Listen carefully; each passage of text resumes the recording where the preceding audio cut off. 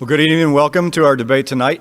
My name is Scott Tomlinson. I am your evening's moderator, and we have a few people to thank for this. We'd like to first thank Reston Bible Church for allowing this to happen. These two gentlemen, I think, will put on not only a fine show, but a intellectually stimulating debate, and we're looking forward to it with great anticipation. And I think that this might end up being one of my favorite YouTube debates for this reason. On the one hand is a former atheist who has become a Christian. On the other hand is a former Christian who has become an atheist. If this were poker, everybody knows the whole cards. So this should be a good debate because no one side can say they don't understand the other side's position.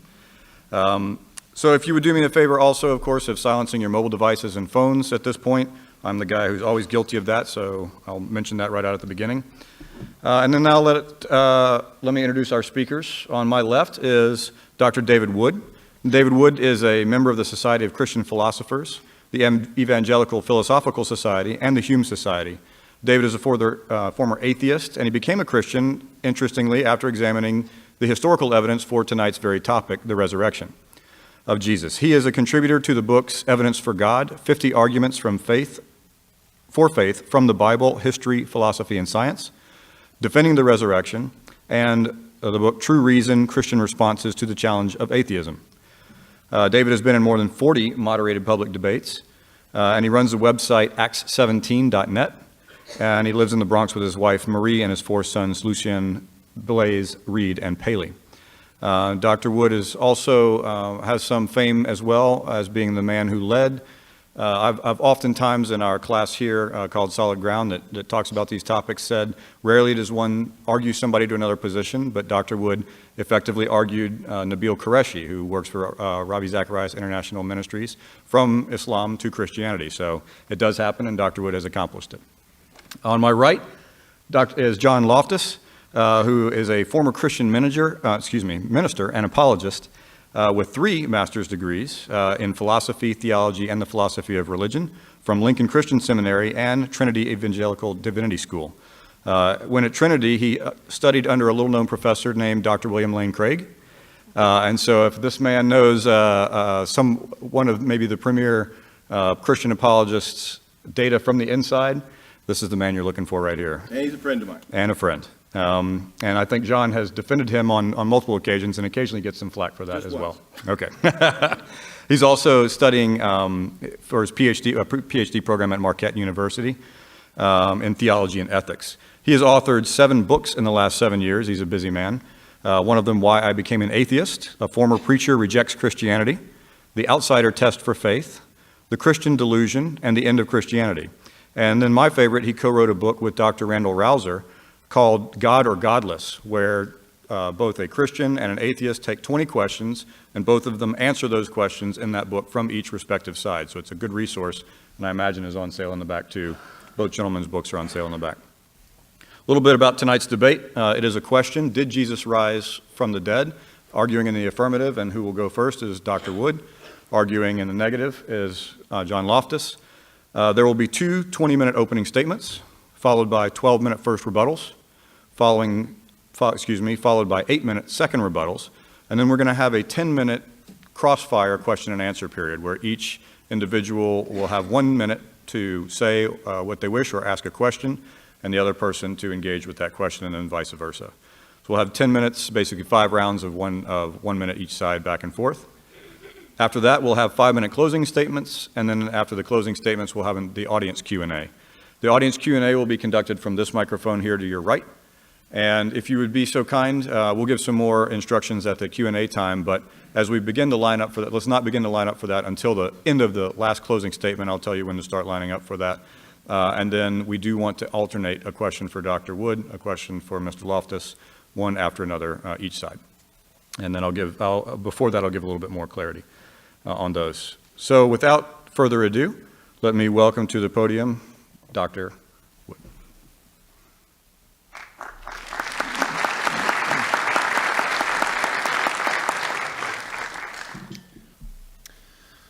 Well, good evening. I'd like to thank Reston Bible Church for hosting our debate tonight. The resurrection of Jesus offers answers to more of the big questions than any other event in history. Does God exist? If so, does he care about us? Is there life after death? Do miracles occur? How can we know the true religion? Questions like that. And we had our answers to these questions when a group of women showed up at the tomb of Jesus and were greeted by an angel who said, "Do not be afraid, for I know that you are looking for Jesus who was crucified. He is not here, he has risen, just as he said."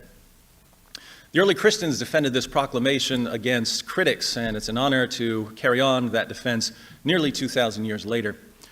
I'd also like to thank my friend John for representing the atheist position. This is my third debate with John, and his dedication continues to amaze me. I don't think Christians appreciate the sacrifice many of our atheist friends make when they spend so much of their time talking about Christianity. Anyone can understand why Christians want to discuss these issues. We believe they have eternal significance. But for atheists who are convinced that their existence ends in just a few decades, to spend those decades unwaveringly focused on Jesus and the Bible, we can only marvel that they're so generous with the little bit of time they've got. If I didn't know better, which I don't, I might think there's something spiritual going on here. But more on this later. We love you, John. You're a good man, David. Did Jesus rise from the dead? The short answer, yes. The long answer, yes. And having a verifiable miracle at its core is one of the most important differences between Christianity and its competitors. I find it fascinating that atheists dogmatically insist that the message of Christianity is just put your blind faith in our religion, when Christianity, more than any other worldview I'm aware of, has always said, here's how you can know that this is true. In the book of Acts, the Apostle Paul says to the people of Athens, tells them that God has set a day when he will judge the world with justice by the man he has appointed. He has given proof of this to everyone by raising him from the dead. So if Christians proclaim, here's the proof, why do atheists here just believe without any evidence whatsoever? It's as if hearing they do not hear and seeing they do not see. But for those with ears to hear, knowing that Jesus rose from the dead is actually much simpler than people realize. To know that Jesus rose from the dead, we only need to know two things. One, that he was dead, and two, that he was alive again later. If Jesus was dead and he was alive again later, I'd say that our atheist friends have a great big Son of God-shaped hole in their worldview. I doubt that John and I are going to have any disagreement on whether Jesus was dead, because we both studied the sources, and Jesus' death by crucifixion is one of the best established facts of ancient history. Now, the new generation of atheists who learn about Christianity primarily from websites or social media may be surprised to hear that there are historical facts about Jesus. They think of Jesus as a mythical figure, like Hercules, except that they're much angrier about Jesus for some reason. It's a tragedy of the internet age that positions that would be laughed out of the room at the scholarly level can become quite popular at the internet level by circulating among people who don't know much about a topic. At the scholarly level, Jesus mythers are thought of as along the same lines as Holocaust deniers, but at the internet level, it seems like every other atheist I run into says Jesus never existed. Really? Well, what books have you read on this? None, but I watched like 3 YouTube videos, so I'm obviously more knowledgeable than every respected scholar on the planet. Meanwhile, even some of the most critical historical Jesus scholars will acknowledge certain facts about Jesus. That he was baptized by John the Baptist, that he had disciples, that he was known as a miracle worker and an exorcist, that he believed he played a crucial role in the coming of the kingdom of God, and of course that he died by crucifixion. The scholarly consensus on Jesus' death arises from having a variety of ancient sources. There are Christian, Jewish, and Roman sources reporting Jesus' death, and knowing how crucifixion works. Today we tend to think of crucifixion as just nailing someone to a cross, but Roman crucifixion was a 3-step process. The first step was the scourging, which was sometimes called the half-death, because victims would be half dead by the time it was finished. The Romans used a flagrum made of leather thongs with chunks of bone and metal woven into the strands, designed for removing human flesh. We have records of people being beaten until their veins and arteries were exposed, or until their bones were showing, or until their intestines spilled out. Julius Caesar remarked, "It is more grievous to be scourged than to be put to death." And that was just the beginning. Step 2 was nailing the victim to a cross and letting him hang there while blood drained out of him. Once he stopped gasping for breath, the Romans knew their work was done. Almost. The Romans didn't take crucifixion lightly, so there was a third step, a death blow, just to make sure their victim was dead. If they needed to pry someone off a cross, they would smash his head in or stab him through the heart with a sword or a spear, or set him on fire, or let wild animals rip him apart. Not the sort of process anyone's going to walk away from. So Jesus' death isn't simply a point of Christian doctrine, it's a fact of history, as even non-Christian scholars are happy to admit.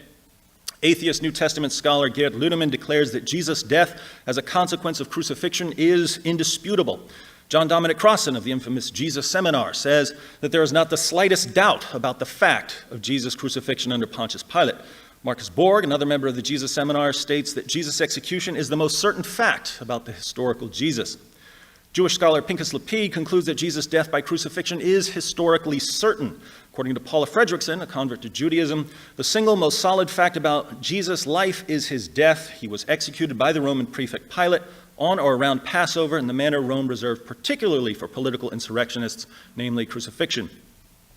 And as everyone's favorite scholarly critic of Christianity, Bart Ehrman, maintains, one of the most certain facts of history is that Jesus was crucified on orders of the Roman prefect of Judea, Pontius Pilate. The real question for us tonight, then, is whether Jesus was alive again. How would we know if Jesus was alive at some point following his execution by the Romans? Same way we know many other things from history. We need witnesses, and we need to know that we can trust these witnesses. Do we have witnesses of the risen Jesus? Yes, lots. Fortunately, they began preaching almost immediately, and we have summaries of some of their early sermons. They issued official creedal statements that could be easily memorized and passed on to others. They sent out representatives with authoritative traditions that would eventually be incorporated into the Gospels and other writings. We also have writings and quotations outside the New Testament from the next generation of Christian leaders, which included people like Clement of Rome and Polycarp, who knew one or more of the apostles and who continued preaching the message of the apostles, especially the resurrection of Jesus. But the most interesting source on the eyewitnesses of the risen Jesus is an early Christian creed recorded in 1 Corinthians 15, 3 through 7. 1 Corinthians was written around AD 55, and Paul says in the letter that he had already delivered the creed to the church in Corinth, which would have been several years earlier. But Paul received the creed long before that, either when he visited the apostles in Jerusalem or perhaps even at his conversion, and scholars date its formulation to within a few years of Jesus' crucifixion. James D.G. Dunn writes, "This tradition, we can be entirely confident, was formulated as tradition within months of Jesus' death." According to Michael Goulder, Paul received the tradition, that is, he was taught it at his conversion perhaps 2 years after Jesus' death. Ulrich Wilkins says that the creed indubitably goes back to the oldest phase of all in the history of primitive Christianity. Gerd Ludemann maintains that the elements in the tradition are to be dated to the first 2 years after the crucifixion of Jesus. Paul Barnett dates the creed to within 2 or 3 years of the first Easter. Richard Burridge and Graham Gould say it dates from only a few years after Jesus' death. Robert Funk in the Jesus Seminar put it within 2 or 3 years at most. Richard Hayes says it originates within about 3 years after Jesus was crucified in Jerusalem, and Alexander Wedderburn asserts that it goes back to the first half of the 30s. So there's widespread agreement among scholars that from across the theological spectrum that 1 Corinthians 15 contains very early material that goes right back to the original apostles of Jesus shortly after his death. Let's read the passage. Paul writes, "For I delivered to you, the Christians of Corinth, as of first importance," this is foundational information, "what I also received." Begin creed that Paul received, that Christ died for our sins according to the Scriptures, and that he was buried, and that he was raised on the third day according to the Scriptures, and that he appeared to Cephas, that's Peter, then to the 12. After that, he appeared to more than 500 brethren at one time. Paul is writing this years later, so he adds parenthetically, "most of whom remain until now, but some have fallen asleep. Then he appeared to James, then to all the apostles." The original would have ended with the appearance to all the apostles, but Jesus appeared to Paul later, so Paul adds, "and last of all, as to one untimely born, he appeared to me also." Notice what we have here. We have Jesus' death for sins, his burial, his resurrection on the third day, and numerous appearances And we have all of it as authoritative tradition within a few years, if not within months, of the crucifixion.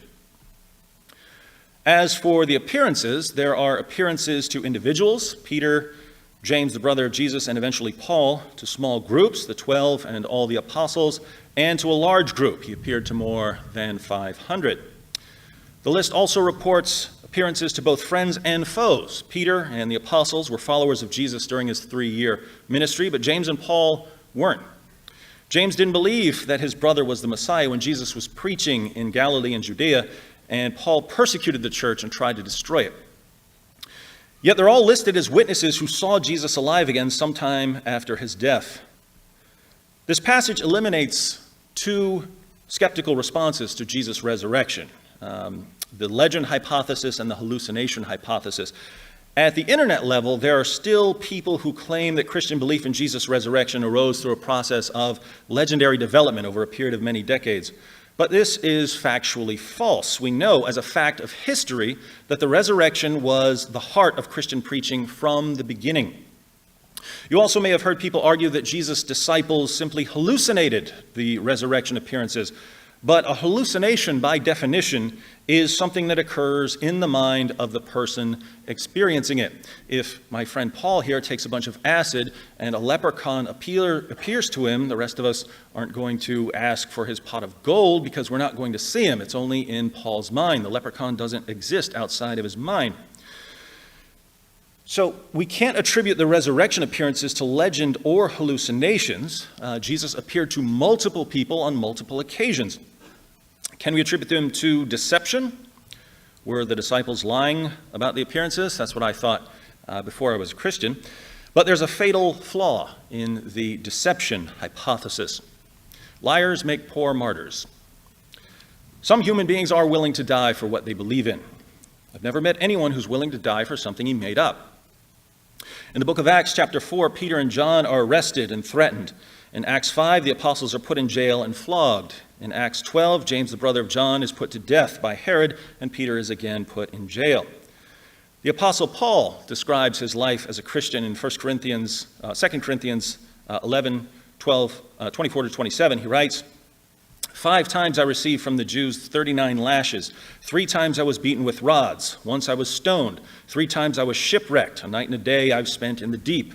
I've been on frequent journeys in dangers from rivers, dangers from robbers, dangers from my countrymen, dangers from the Gentiles, dangers in the city, dangers in the wilderness, dangers on the sea, dangers among false brethren. I have been in labor and hardship through many sleepless nights, and hunger and thirst, often without food, and cold and exposure. Become a Christian. It's a great life.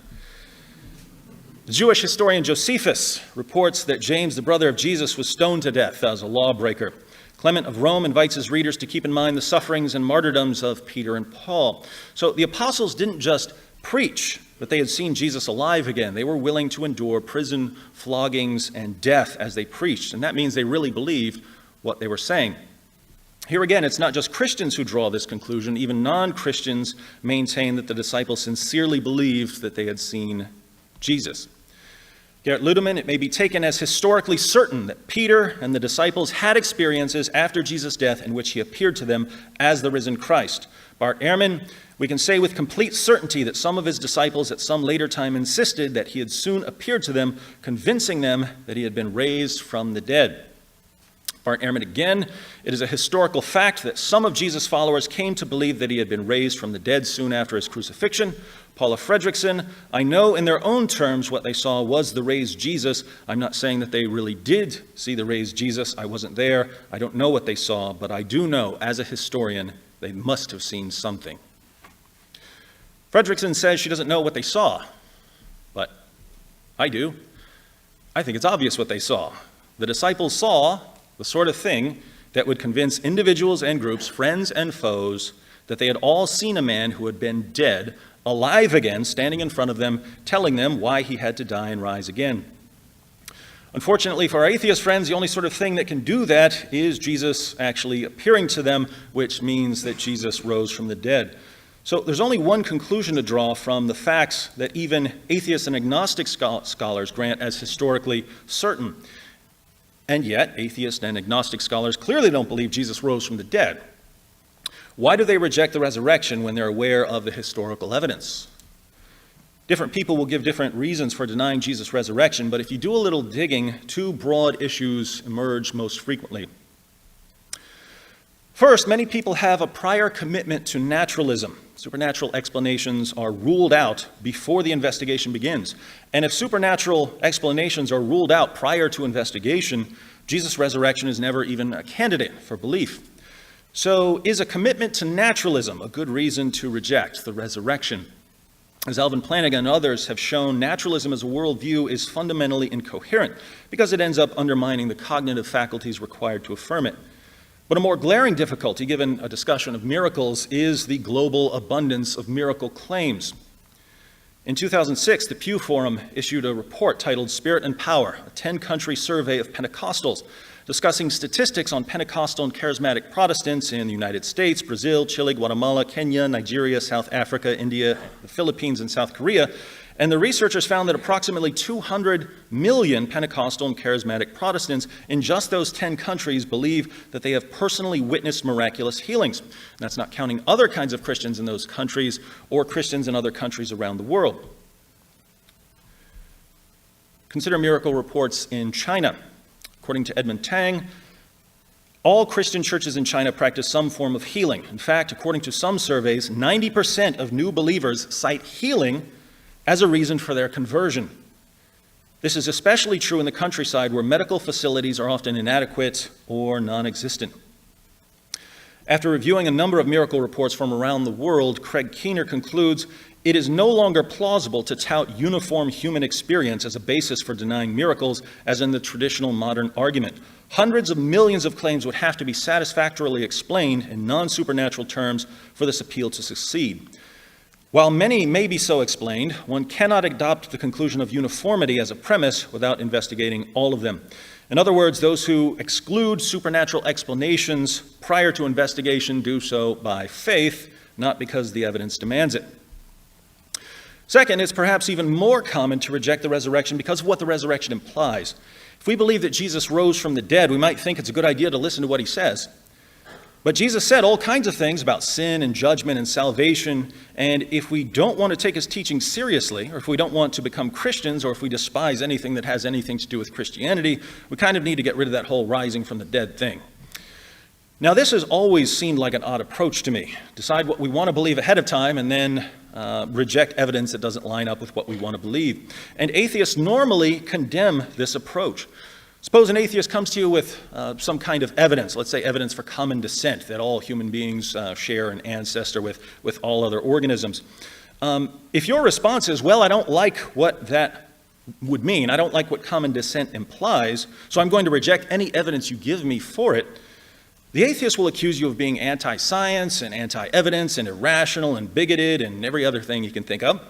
But then if you turn to that same atheist and present historical facts about the resurrection of Jesus, you'll suddenly find that heaven and hell and the Salem witch trials and gay wedding cakes and all kinds of other topics are entering into his evaluation of whether Jesus was dead and whether he was alive again afterwards.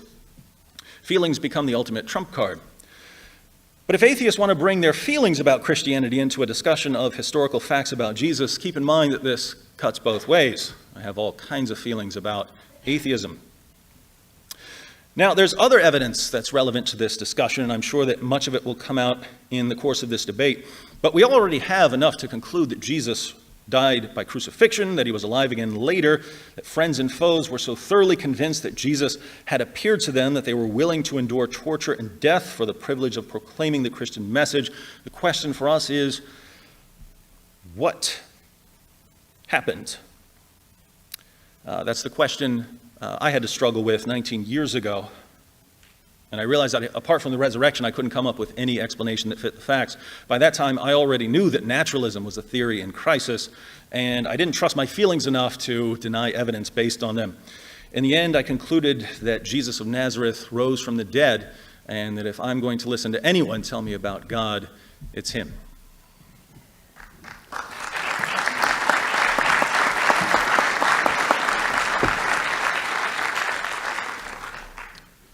Thank you. And now we'll have a 20-minute opening statement by John.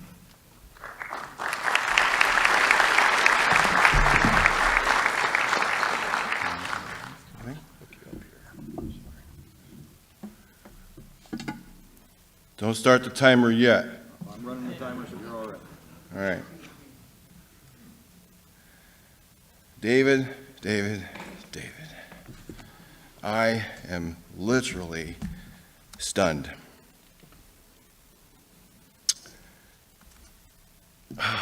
Okay, but I'm going to be nice. If that's all it takes for you to believe that somebody was raised from the dead, then you might just believe anything. You might believe that witches are empowered by the devil and think that they should be killed. You might believe, based on the Bible, that slavery is okay. You might believe that people are going to go to heaven, and so when you're in the Crusades, not knowing which ones are true believers and which ones not, just say, well, kill them all and let God decide. All right, I'm sorry. I got to get on with my talk. I can't express to you how diametrically opposed we are in our views of things. So let me get on to what I've got to say. You want to put that up? Okay. Would you do that line by line, please? Okay.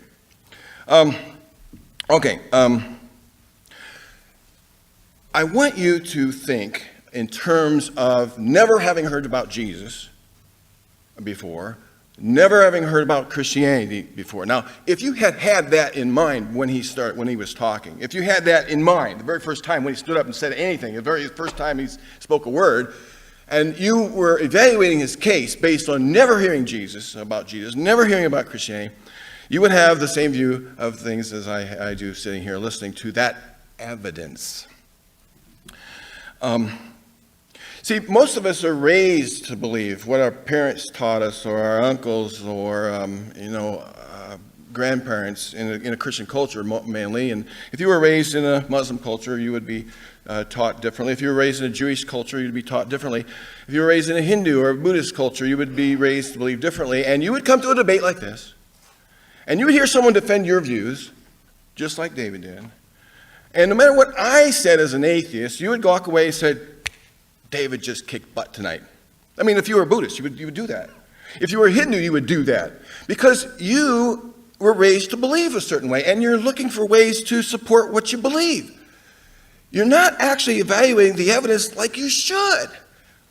Dead people don't rise up from the dead unless there is an overwhelming, massive amount of evidence to show that they do. Okay. Yeah, I'm sorry. I'm just jolted once again by the lack of evidence here. And let me just go through that. Now, David wants us to believe, I want you to imagine David wants us to believe in Yingianity based on a guy named Ying, who he claims was resurrected in 4th century China. Now, you heard the statistics that 90% of the people in China think they were healed. When they are healed, they're healed supernaturally. So that would stand to reason that China would be a superstitious country.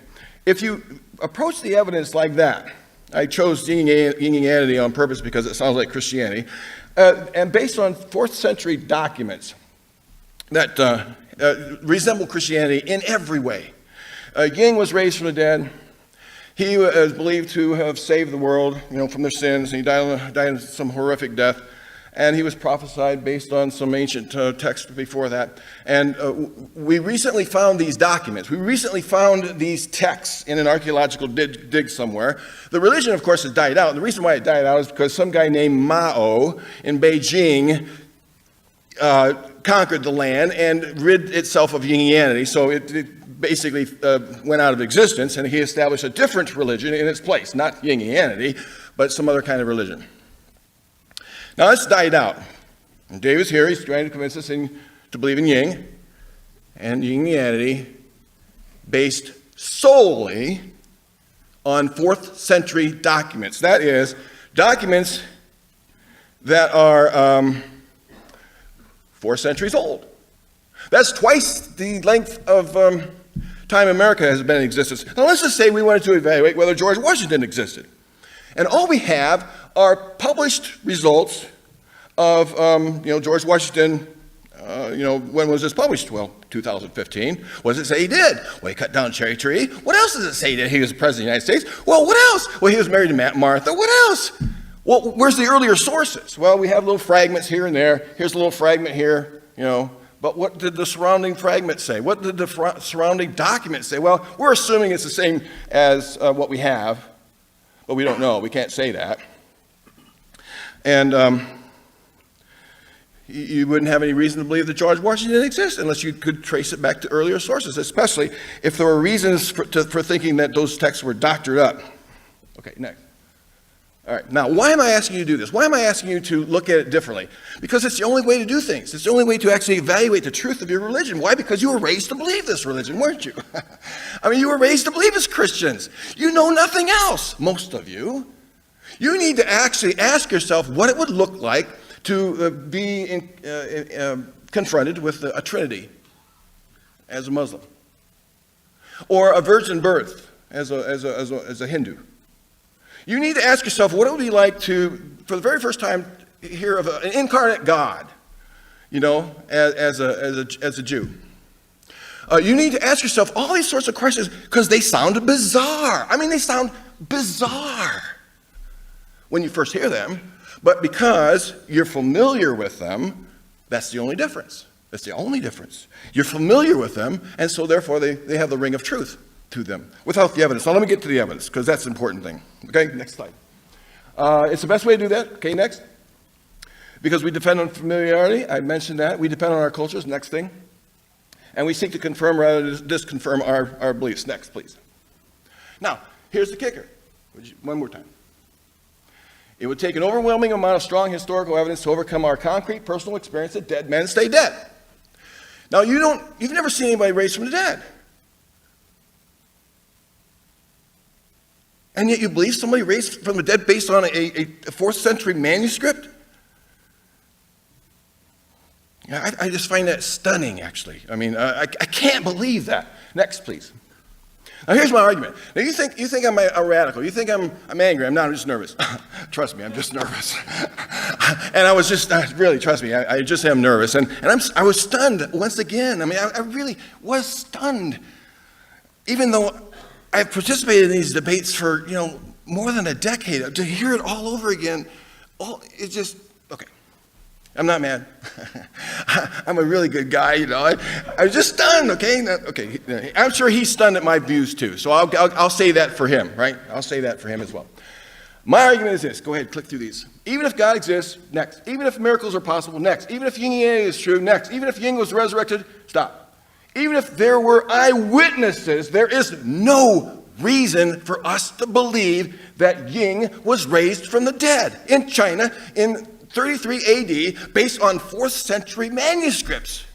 All of the evidence for Ying's resurrection are based on those writings that we have only as 4th century documents. You say, well, people believed it before the 4th century. Well, sure they did. Some of it, we don't know exactly what they believed. That's the point. We don't know exactly what they believed. We don't know how many times those documents were messed with. We know that Josephus, and Dr. Wood would confirm this, Josephus was tampered with. We know that. We also know that the church tampered another document called the Donation of Constantine.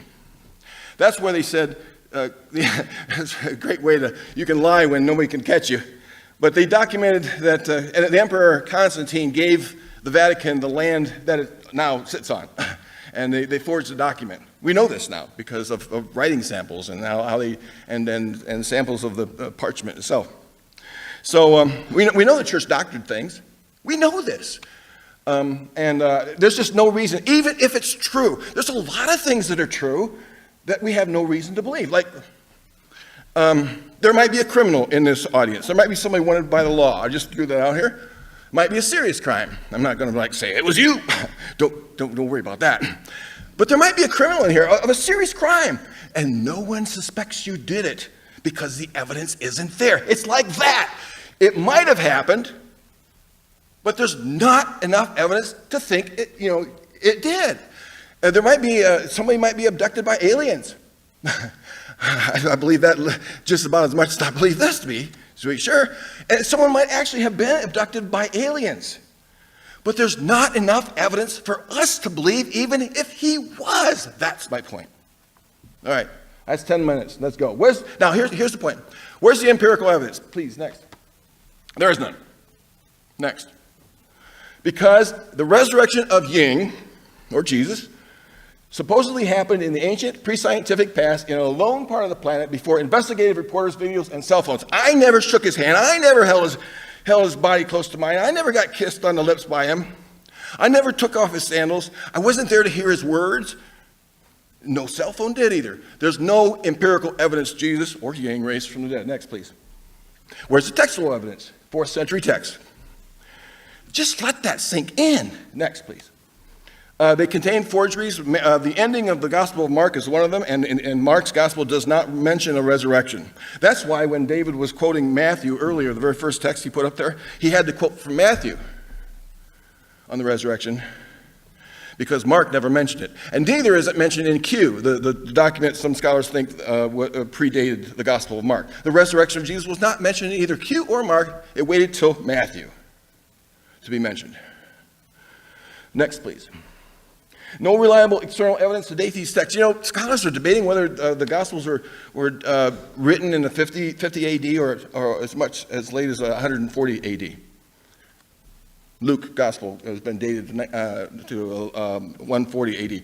They can't date them because there's not enough evidence to know when they were dated. Well, that's like Ying's text in the 4th century in China, too. You can't date them, not very well. So how do you know how long they've been around to be doctored up? Please, next. And it excludes other early Gospels. There's all kinds of Gospels. Gospels of Peter, Gospel of Judas. I think there's a Gospel of Mary. Now, who chose to put these things in the Bible? Well, the church did. And why not the Gnostic church? Why didn't the Gnostic church get to decide our Bible? There was a Gnostic church. They didn't believe Jesus was a fleshly being. It's because the Catholic Church won the day. And when you win the day, you get to select the text that supports your views. It's true. And you can even doctor those texts. As Bart Ehrman, he quoted earlier, shows us, they changed vowels, they changed letters, they changed words, they changed sentences, they changed text, they inserted text. Some of the documents in your Bible, like 1st, 2nd Timothy, Titus, 2nd Peter, and 2nd Thessalonians, are forgeries. They're in there, though, because they didn't know how to determine truth from falsehood. Next, please. Where's the prophetic evidence? There is none. Now, here's going to surprise you. Here's going to surprise you. And this might be the debate. Now, there are some Jews, believers in Judaism here in the audience today. And they would verify this for me. There is no prophetic evidence that singularly points to Jesus as the Messiah from the Old Testament.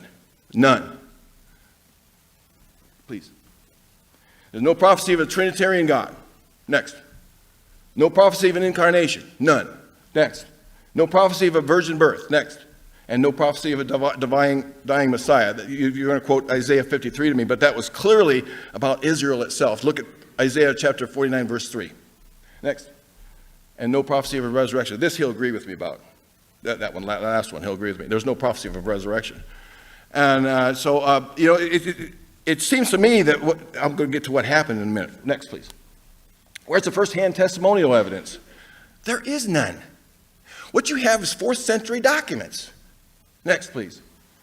No eyewitnesses wrote anything. He'll verify that. He'll say that's true. No eyewitness. Jesus didn't. But Paul didn't actually see. He says he saw something. Okay, we'd have to dispute that. But the gospel writers, Matthew, Mark, Luke, and John, they were not eyewitnesses. We know this. Those are names attached to gospels written later. Some scholars think that Matthew was written by a school called the Matthew School. And that was probably around 70, 80 AD. That's really a long time away from eyewitnesses. Next, please.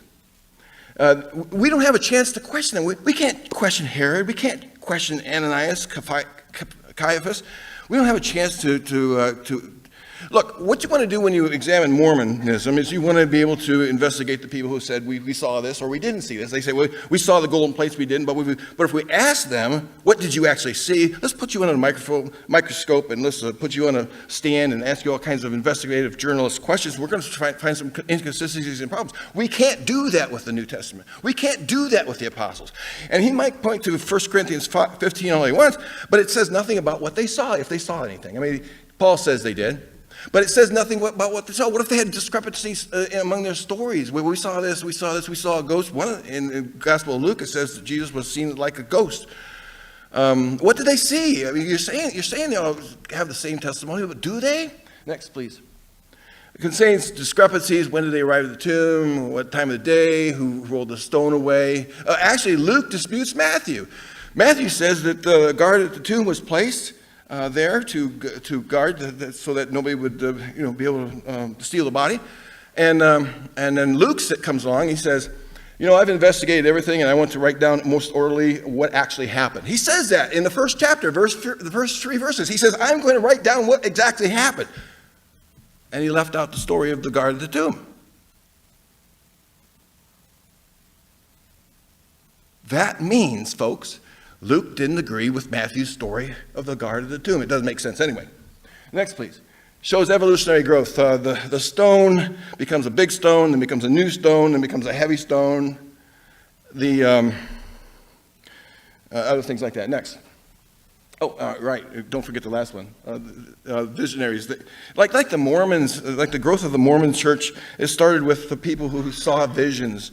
There's a different kind of people that we don't understand. They're superstitious people. They have dreams, and they see things, or they think they see things, and these are people. Paul tells us in 1 Corinthians that he learned about the Lord's Supper from a vision. He also says in Galatians 1 that he did not receive 1 Corinthians 15. He says, I did not receive any tradition from those early apostles. So that is either a contradiction, or we've got to go through that. And the first 2 chapters of Revelation, the book of Revelation, the revelator, John, says he heard a vision from on high, Jesus. Jesus was talking to him, and he dictates 7 letters to the 7 churches. Now, who among us would actually believe someone who said, I heard a vision, I saw a vision, and Jesus was talking to me, and I wrote down 7 letters to 7 churches in this area, and sent them by horseback if you want. And here, you can have your letter from Jesus, because of my vision, and here you can, and you're the lukewarm church. Not you, but you over there, you're the lukewarm church. And I had this vision, you see, and Jesus said he's going to spit you out of your mouth. Here, and would you really accept that? Well, these are visionaries, folks, and these are visionaries that have the ability to see things that didn't happen, and you're calling them good witnesses? Next, please. Where's the corroborative evidence? None. Where's the corroborative evidence that there was an earthquake, or that there was an eclipse, or that the saints came out of the tombs and roamed the streets of Jerusalem as Jesus was resurrected from the dead? No account of it at all. Oh, I'm sorry, Philo must have missed that. You see, Philo lived and worked and rode through the lands of Palestine, and he didn't record any of that. Really? The saints? David, Solomon, the prophet Elijah, Isaiah, roaming the streets, and Philo never makes a mention of it. Now, David's friend Michael Licona doesn't believe that happened. And I support that. I agree with him on that. But it makes the whole story incredible. Just think if you're interviewing somebody to know whether to put them on a stand in a trial, and the person breaks out and says, I see Jesus up there, or I see blood on the wall, or I see something incredibly crazy, or I feel like ants are crawling all up my body.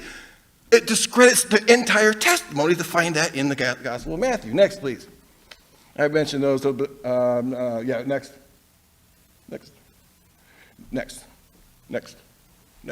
Done. Jews. Final argument. There were 8 million Jews in the time of Jesus.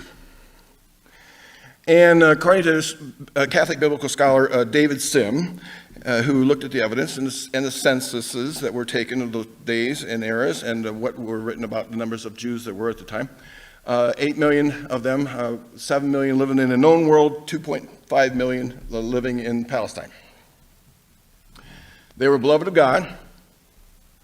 They believed in God. You can't call them atheists, you see. Woo! Got that off our backs. They believed in miracles. They believed in all the miracles of the Old Testament. They hoped for a Messiah. They knew their Old Testament prophecies, but they didn't believe. A lot of them. Now, you can claim they got their Old Testament prophecies wrong all you want, but then who wrote them? Who supposedly inspired them? Who predicted the events, whatever they were? That would mean that God purposely misled them. Their choices are, the Jews, 8 million of them, 2.5 living in the area, were incredibly stupid people, not to know their prophecies. Incredibly evil people, not wanting to believe their prophecies, or that God misled them about the prophecies. I already said there was no prophecy about a resurrection, right? There isn't. Well, that would mean he condemned them to hell too, and to all of the problems that they've suffered at the hands of Christians who view them as Christ killers. One more, please. Would you believe in Yingianity with this non-evidence if it was defended by Ying apologists, where 80% of them rejected the sufficiency of historical evidence? There's a first part of this presentation I didn't go into, and I talk about apologetical methods, and I'm done. But 80% of Christian apologists reject the evidential method of apologetics in favor of classical apologetics or presuppositionalism or faithism or something like that. So 80% of Christians reject the sufficiency of historical evidence, and these are the reasons why. Sorry if I was a little nervous, but I was just, okay, thank you, bye.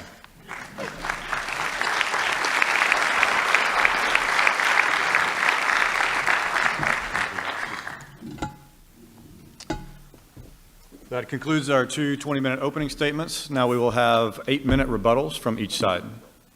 12-minute rebuttals. We will have 12-minute rebuttals from each side. Let me reset my counter, and he is exactly right. Terrific moderator tonight.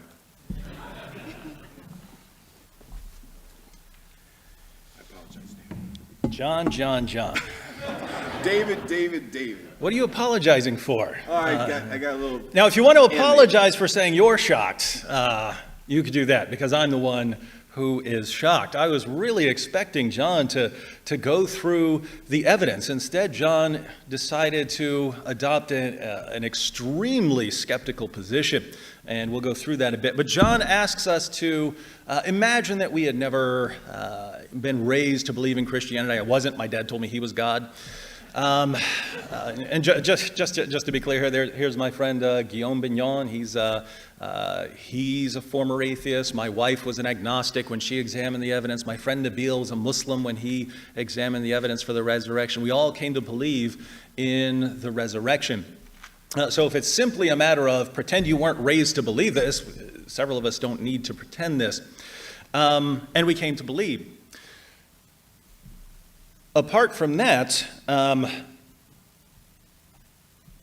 notice, I sort of took this as far as I could take it. John's little test, imagine you're not a Christian. Imagine you're not raised to be a Christian. Imagine you're outside of Christianity or something. Notice all of the facts that I based my case on, I quoted non-Christian scholars. Scholars who specialize in this field, scholars who, despite not being Christian, have dedicated their lives to examining this material, and they agree. And why is that important? Because John, it seems, just thinks we can't know anything. Right? We're basing our beliefs on 4th century documents. Well, why do these people who examine the ancient manuscripts conclude that we can know facts about Jesus with absolute certainty, that we can be certain that he was historically certain, not mathematically certain, but historically certain, that Jesus died by crucifixion, or that we can be historically certain that his disciples were convinced that he appeared to them? Why do they say these things? Are they stupid? Have they not learned? Have they not heard John's message about Yingianity? No, because they look at the manuscripts and they understand how textual criticism works, right? They understand, hey, we've got manuscripts over here from Europe. We've got manuscripts across northern Africa. We've got manuscripts over here. We've got fragments going back to the 2nd and 3rd centuries. And we have records from the early church fathers who are quoting these passages. And these manuscripts spread so far and so fast that when you change them, you can spot. John says, but there are additions, and they're right. How do they know? How do scholars know that something is an addition? Because if you're a scribe writing in the 6th century and you write something and you're in the Middle East, that difference doesn't show up in Europe. That difference doesn't show up in Egypt. So you can spot them. I believe it was Daniel Wallace who told me that if you piled up our manuscripts that we have, it would stretch to over a mile high. And we look at this, and it seems that, let me put it this way. If you're going to say, we can't know because we're looking at manuscripts and not the originals, according to John, we can't know what Plato taught, we can't know what Aristotle taught, we can't know what Homer said, we can't know any of these things. And just to be clear, that is so radically skeptical. We know almost nothing about ancient history. We wouldn't know anything unless you find an archaeological monument or something like this that was built right when it happened or something like that. And so this is a kind of radical skepticism. Why would John adopt this approach when it's rejected by almost everyone, Christian or non-Christian? Why would he adopt this approach? Because you have to, right? You have to if you want to avoid the resurrection. You can either state your biases or you can adopt an extremely skeptical position, because if you just go with the facts, again, even the facts that are agreed upon by very critical scholars, it kind of looks like Jesus rose from the dead. And when I say kind of, I mean it's the only thing that actually fits the facts. So, what we agree on, I'm not sure exactly what we agree on because I haven't heard John sort of explain the evidence. Keep in mind, we have evidence, right? If John is saying that every expert, every respected scholar who examines these issues is wrong, that we know about Jesus' death, if he's saying that every scholar is wrong, that we know what the Apostle Paul believed, that Paul converted, that the apostles believed, that they were convinced that he had appeared to them risen from the dead, if John is saying we don't know any of this, then keep in mind I'm going to allow him to modify his position. But if we go through the debate and it's just skepticism, skepticism, skepticism all the way down without ever actually accounting for any of the facts that we actually have, not sure how far we'll get tonight. Documents. Again, John says we base our Christian belief on 4th century documents. We certainly have manuscripts earlier than that. But again, if the Bible starts getting translated in the 2nd century and the 3rd century and so on, you have full-blown copies by the time you get to the 4th century. But no one in the field of textual criticism is so skeptical that they say you can't figure out what earlier manuscripts said. Even if you go with all the differences, keep in mind there are lots of differences. If you're copying something by hand, there are going to be differences. But if you talk about the differences that actually matter, the differences that can go back to the original, and the differences that are actually meaningful, it's not just a spelling difference like spelling John with one N or two N's. There's almost nothing, and even Bart Ehrman would agree there's nothing that would affect any major Christian doctrine that would cause you to believe that a major Christian doctrine like the resurrection or the deity of Christ is false. You go back in time, looking at all the manuscripts, you never find a Jesus who didn't die on the cross or who didn't rise from the dead. You just don't find that sort of thing. So if you're saying that we just don't know, you're saying textual criticism doesn't work, you can have all the manuscripts, you can have 5,800 plus Greek manuscripts, and you can just never figure out anything with any degree of certainty. Wow. So this would come down to, if you're that skeptical, then yes, you might as well reject Christianity. But if you're that skeptical, you might as well believe you're not even here right now and you're seeing some sort of hallucination or something. Discrepancies in the Gospels. John says Luke didn't agree with the story of the empty tomb because he left it out. I don't know if you noticed, but if you notice, Matthew, Luke, John, and Acts are all about the same length. And why is that? Was that just random that they're all about the same length? No, that's back in the day, before we had books. Right now you can make books as big as you want. But back then, you wrote on scrolls, right? And the maximum length of a scroll that you could get is about the length of Matthew, Luke, and John. For some reason, Mark wanted his a little bit shorter. And Acts. But there's a reason. You have a limited amount of text. So if you wanted to include certain stories and certain miracles, you had to leave other things out. And so it's just a very interesting method to say, if one writer includes something that another writer doesn't include, it's because the other writer rejects it and believes that story is false. And that's just silly. Everyone's dealing with material that they have to sift through and say, what am I going to include? What am I not going to include? So to say, Luke didn't believe there's a guard at the tomb because he doesn't list it, well, Luke has a full gospel as is. If he includes it, then you'd have to start part 2, and carrying around 2 scrolls is going to upset a lot of people. He said that the Gospels show evolutionary growth. This is another common approach among atheists, and that to say, look, here's a story, and here's a story that tells more, and here's a story that tells even more. Therefore, there's an evolutionary process. They're inventing it as they go along. I actually showed in an article in responding to Dan Barker, where he advocates this about the resurrection stories. You can put the Gospels in any order you want, and then pick out the stories where one has more detail and say, you see, it's an evolution, it's a growth, right? Now, if you can put them in any order and say, you see, they're inventing the story as they go along, that means you're just picking and choosing which stories different writers added more detail to. And if you want to go that route, notice the most appearances that we have of any source happen to be our earliest source, the 1 Corinthians Creed that I quoted. This goes back to within just a couple years of the crucifixion.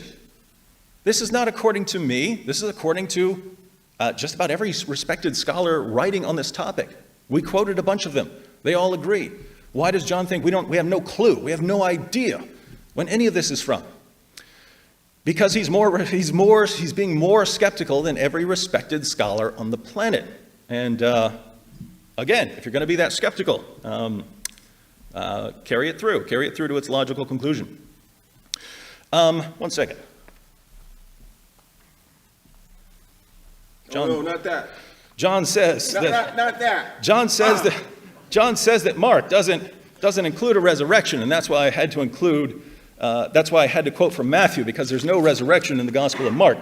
It's thought by many, it's not agreed upon, that the original Gospel of Mark ended at verse 8. But let's look. Entering the tomb, chapter 16, verse 5, entering the tomb, they saw a young man sitting on the right, wearing a white robe, and they were amazed.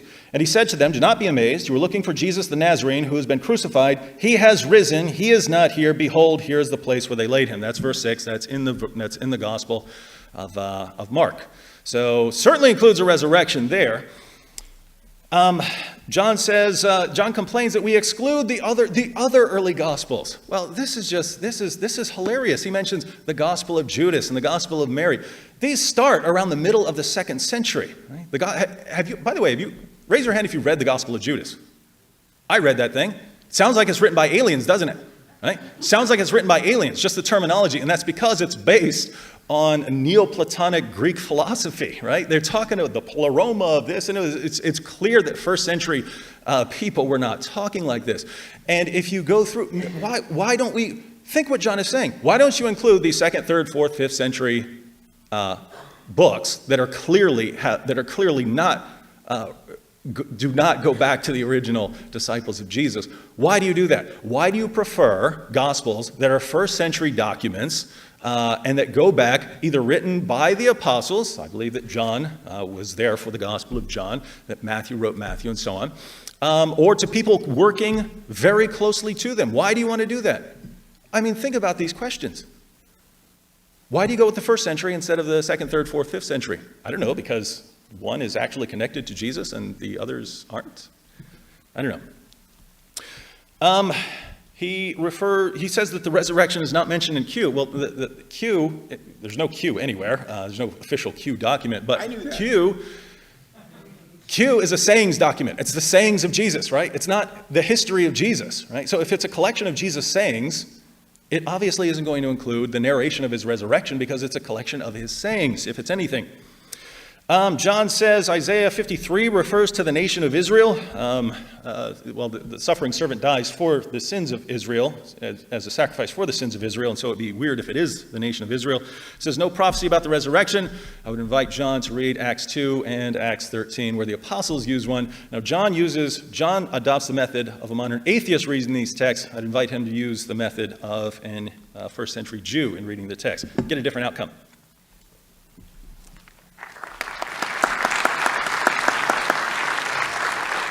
Thank you, David. And now for John's 12-minute first rebuttal.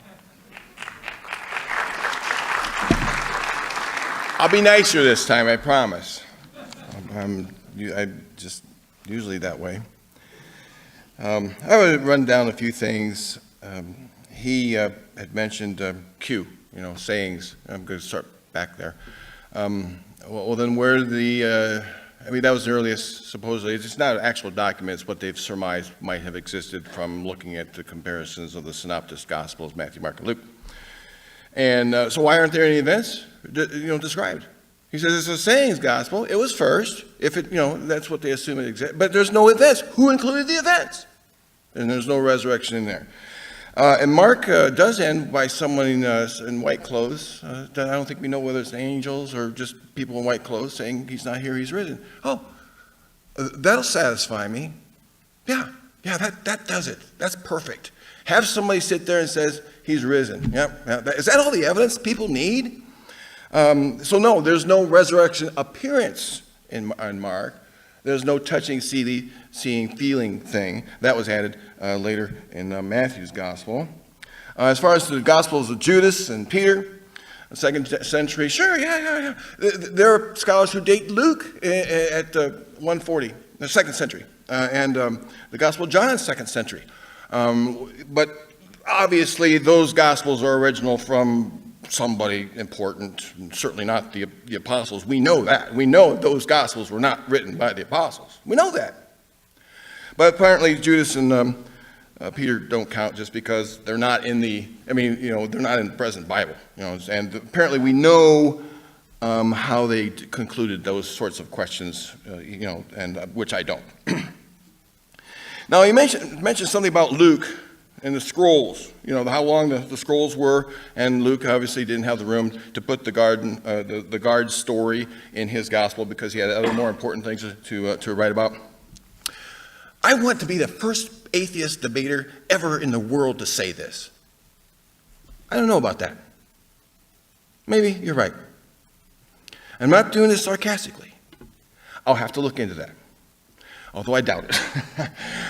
Scrolls can come in different lengths, but what do you mean? They all had the same length of scroll? That initially sounds odd to me. That's all. I don't have the facts to dispute that.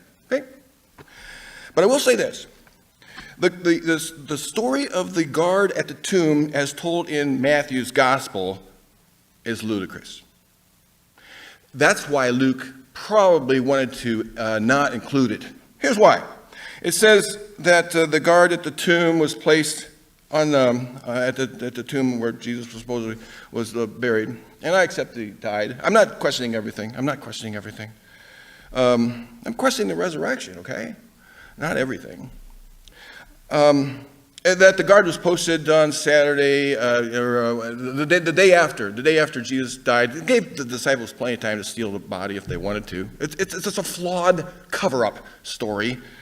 And that when the angels came by, the guards fell to the ground, blinded and like dead. Oh yeah, I'm going to tell you what happened after that. Yeah. Jesus rose from the dead. Yeah, I saw it clearly through my death stupor coma. The story itself is implausible. The guard at the tomb. And then they're going to go to their leaders, which would have been Pilate, not the Jews. And they would have told Pilate, hey, Pilate, guess what? The disciples stole the body. Dang them.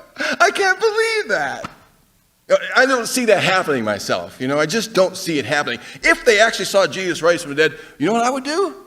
I'm leaving town. I'm hijacking out of here, But no, I'm going to go tell Pilate because he just might kill me. So the story itself lacks plausibility, all in and of itself. So it stands to reason Luke wouldn't want to include it. Now, just some things. By the way, I like David. I consider him my friend. I'm just sorry that he wanted to get it beaten again, as he did the first 2 times, which is just rhetoric, of course, supposed to lighten the mood, but it doesn't always work. Now, you mentioned something about historically certain. This is historically certain. Bart Ehrman says that. I can't believe he says that. I just can't believe he says that. There is nothing historically certain. Nothing. Some things have more or less probability to them, and we should think exclusively in terms of probabilities. And if we think exclusively in terms of probabilities, then there's no room for faith. Flip a coin, it's going to come up 50% heads, 50% tails. Oh, I'm sorry, I have faith. It doesn't change the odds. Now, I had no prior commitment to naturalism either, David. I believed, I studied, I preached for 14 years. I taught in Bible colleges. I was a budding apologist. I had no prior commitment to naturalism, and you know this. I would think that God, if he exists, would pay particular good attention to me too. Back in those days, especially if he had foreknowledge. He would have said, you know what? John Loftus, I better make sure he doesn't leave the fold. I mean, I better make good sure. Sorry, I really am sorry. I better make good and sure he doesn't lose his faith. Like the parable of the lost sheep. I mean, if there's a lost sheep I better go after him because he's writing all these books and he's debating all these people. I better make sure it doesn't happen. I don't care what it takes. I might even snap my fingers and take away his critical thinking capacity so that he will believe even though the evidence is against what he believes. Because I'm sovereign that way. I can do that just like I did to Saul on the Damascus Road. Saul, he was, of course, a persecutor of the church, and somehow he was able to change Saul's mind without abrogating his free will. And if he could do that once, he could do it more than once. Why not me? That's if he cared. That's if he existed and if he cared. Now, unsettling conclusions. You said that, unsettling implications. I want to believe, David. You know why? I'll be honest, there was a not too long ago, I was facing some difficulties. I said, I'd like to cry out to God. True story. I can't. He doesn't exist. Oh, dang. Serious. I mean, I want to believe that there's a guy up in the sky that can take care of me when I'm in need. I really do. And as far as those ethical obligations that you say I don't want to obey, well, I suppose you don't want to be a Jainist then either. I suppose you're rejecting Jainism because they don't eat live fruit. They wait till the fruit drops on the ground before they eat it, right? Oh, those ethical obligations are too great for me. I can't abide by them, so I'm going to reject Jainism. No, that's not the ethical obligations we're talking about. We're talking about kind of more serious ones that we just are really opposed to.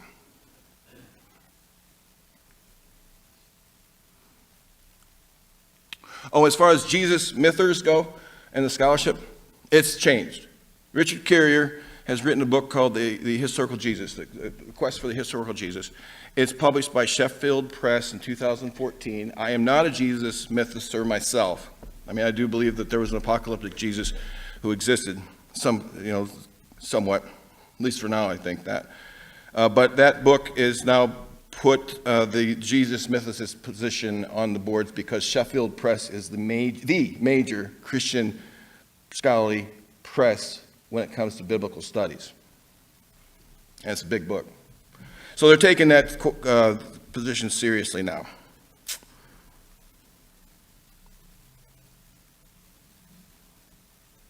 Just keep in mind that all he does is quote from 4th century texts.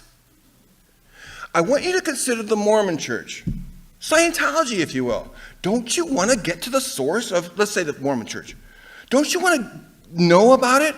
And let's say all you knew were their writings. That's all you knew, the Mormon Church's writings. Now, they hide some of them, of course. They don't want you to see some of them, but that's all you knew. There weren't investigative reporters back then. And I would want to ask Peter, the apostle, I would want to ask him, what did you see? When did you see it? Why did you see it? Were you really with him? What did you hear him say? What did you hear him teach? Did you actually see him rise from the dead? I mean, and then I would ask each of the other disciples. And maybe one of them recanted their testimony. Maybe they were named and that never testified before anyway. We just don't know that. Paul says so. He says so to the Corinthian church, which is half around the Mediterranean Sea. Not easily attained, not easily gotten to. He writes a letter, and these people say, saw this. There's no way to check that. But he includes the testimony of 500 anonymous people in that listing of people who saw Jesus. 500. That's an odd number. Why not 501? Why not 499? No, 500. 500 because that's how many there were. I counted them. Doesn't that undercut the credibility of the story itself when you throw in a number like that? Just throw in 500. It sounds like a good number of people. And we do know that in 1 Corinthians 15, Paul was talking about visions. They're visionary people. And he says, I saw Jesus in a vision. In Acts chapter 26, verse 19, he says that before King Agrippa, I think. He says, it was a vision. He says, my Damascus Road trip was a vision. Of course, how could he have seen Jesus when it says he was blinded? And anyway, how do you know it was Jesus? By his own testimony. So he says these other people saw Jesus in the same way in 1 Corinthians 15. So there just really isn't any evidence. I mean, no corroborative evidence, no eyewitness testimony. All we have is 4th century documents from, just think of Ying and Yin Yanny, and you really shouldn't believe. Sorry if I've used up more of my time or beat up on him too much. Thank you so much. Thank you, John. Now David with his 8-minute second rebuttal.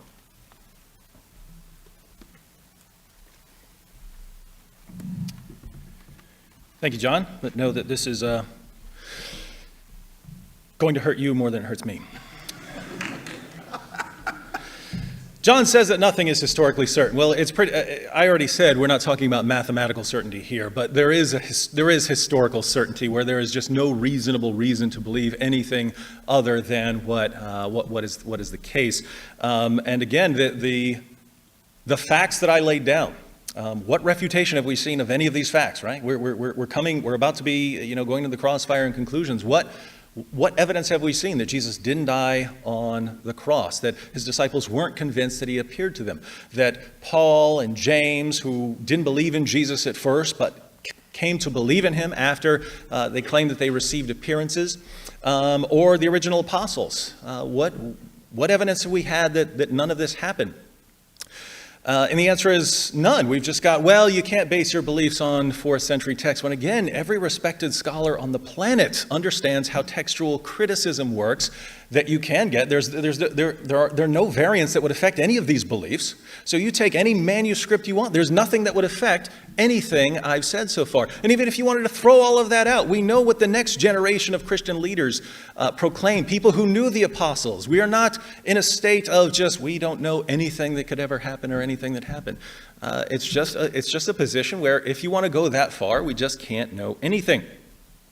John says, again, the Gospels don't contain eyewitness testimony. I would invite him to read Richard Bauckham's Jesus and the Eyewitnesses, where he goes through the Gospels and shows that they are filled with eyewitness testimony, even if you don't want to grant an authorship by the apostle. He says that the story of the guard at the tomb is ludicrous. By the way, did I base anything on the story of the guard at the tomb? Did I base one point on the story of the guard at the tomb? If you get rid of the Gospel of Matthew, nothing I say is affected, right? If you get rid of the Gospel of Luke, nothing I say has been affected. I went to material that is much earlier than the Gospels, right? And I went there because it's actual scholars, atheist, agnostic scholars saying, yes, Christians, if you want to go with some material, go with this. It's the earliest. It's indisputable. But with the story, even with the story, John, it's obviously absurd. But look at what Matthew says about the story. He says, and this is when he explains that the guards were paid. He said that this is the story that is circulated among Jews till this day. It was a common story, right? People had heard the story. He's responding to an objection by the Jews. Well, if the Jews are the ones telling the story, why does John think that Matthew is making it up and that everyone else rejects it? John says that Paul refers to 500 rather than 499 or 501. This calls into question the credibility. Paul says more than 500, right? In other words, he doesn't have an exact number. It's more than 500 though, right? It's like the feeding of the 5,000, the feeding of the 4,000. How would we know? Well, Jesus actually had them sit in groups of 50 and 100, so you'd have, 50, 50, 50. You could count, right, without getting an exact number. I don't see how that would call into question. If it said 503, I would say that might call into question the reliability. But saying it was more than 500, I don't see a problem here. John says that if God exists, he sure would have wanted to keep John in the fold by giving him, some sort of miracles or something like that. Because of all the damage John is going to do, and God would really, but suppose God allowed this to happen to give me this opportunity to show how flimsy people's reasons are for leaving Christianity. John says he wants to believe by becoming as skeptical as possible, by becoming more skeptical than any respected scholar on the planet, by becoming so unimaginably skeptical that we have to reject all of history. That's someone who wants to believe.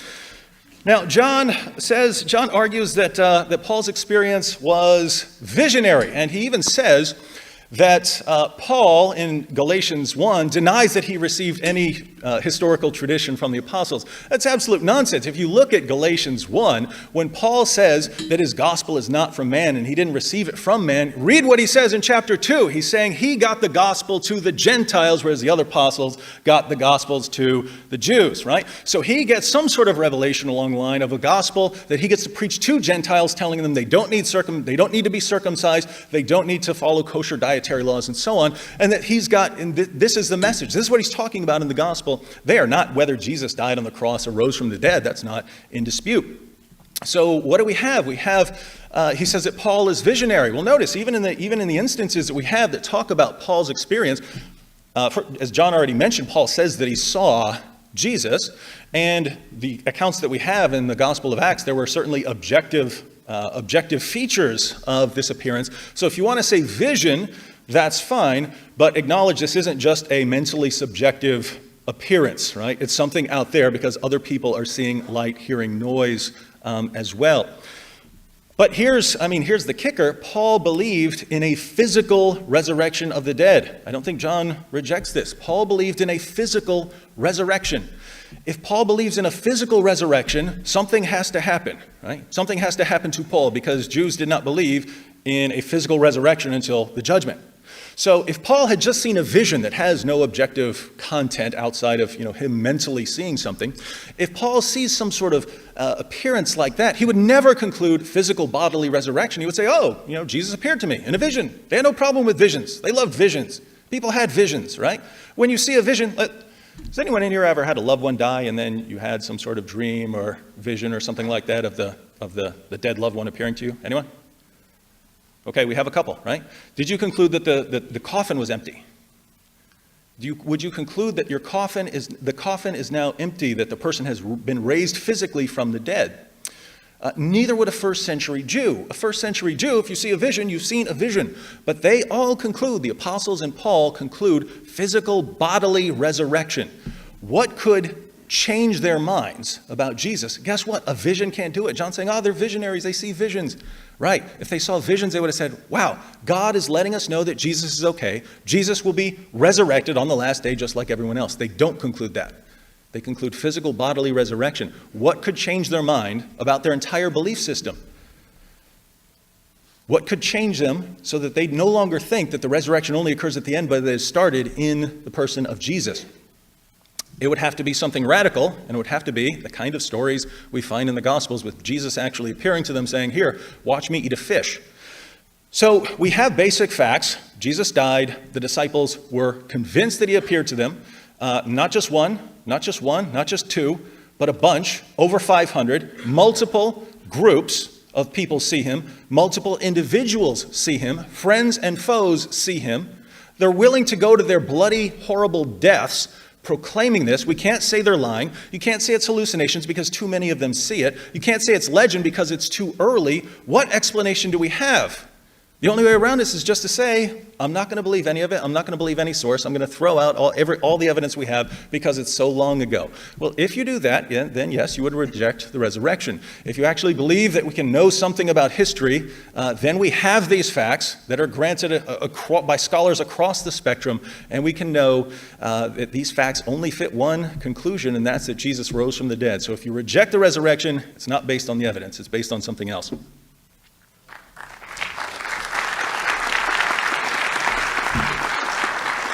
Thank you, David. And now John's second rebuttal. Can I have two rebuttals, or do I just get one? Can I have two to his one? This will be your take. I know. Let's see. Where to begin? We don't know that when Paul had his vision that he instantly concluded the tomb was empty. That was an evolutionary trajectory in the early church. Burial traditions and appearance narratives change from gospel to gospel. Mark simply says Jesus was buried in a rock-hewn tomb with a stone rolled against the entrance, whereas Matthew's later gospel says Jesus was buried in his own new tomb. See, it's growing. The story is growing. And the stone in Mark has now become a great stone in Matthew. Luke adds that it was a tomb where no one had yet been laid. another edition. And the chief priests, and we're told in Matthew, bribed the soldiers to spread a lie around about it in order to solidify the fact that, the tomb was actually, there's evidence that the tomb was empty. And the guards are proof of that evidence. And the stories that continue to grow. The appearance narratives, from none in Mark, to clasping Jesus' feet in Matthew, to Luke's Jesus showing his hands and feet. Oh, that's much more evidence. Now we've got him showing hands and feet with nail prints, not just clasping at his feet and not just showing him, but look at my hands, he says, and my feet, as I myself touch me and see. A ghost does not have flesh and bones as you see I have. The stories are growing incrementally because they're being questioned. And so we got to expand on this story. The disciples are even give him a fish to eat in Luke. Not only that, but Jesus speaks about prophecy, which proves what they have just seen and heard. But there's no prophecy, and I can't trust anybody who misinterprets prophecy. I don't care if it's the book of Acts. I don't care if it's Paul. You look at the original prophecies in the Old Testament, and you try to make sense of them as prophecies of Jesus, and you cannot do it. There's not one single sentence in the Old Testament that points to Jesus as a Messiah, as a resurrected, born, incarnate God from a virgin that can be interpreted as fulfilled in Jesus. I don't care what the New Testament writers say. They're wrong when they use it that way. And the reason why they went back and started searching for prophecies of Jesus is because the Jews, rational people that they were, they questioned it, the story. And so then the Christians, they went back in the Old Testament. They had to prove that no, there's prophecy too. Just like the tomb was a great stone, and he was laid in a really nice a new tomb, and people got to feel his hands. We got to produce stories that have more evidence, and so we've got to have prophecy too. And they went back in the Old Testament. They found anything they could. But the prophecies aren't there. I know you've been taught all your life otherwise. And if you want to check into that, I've got a chapter in one of my books that I think would enlighten you, if you're interested. And so in the Gospel of John, you have a different story. Now you got doubting Thomas. Oh, I won't believe until I see. The thing is, that's not evidence. It's a story. To us, it's a story. It's a 4th century manuscript of a story. That itself is not evidence. That is in the text.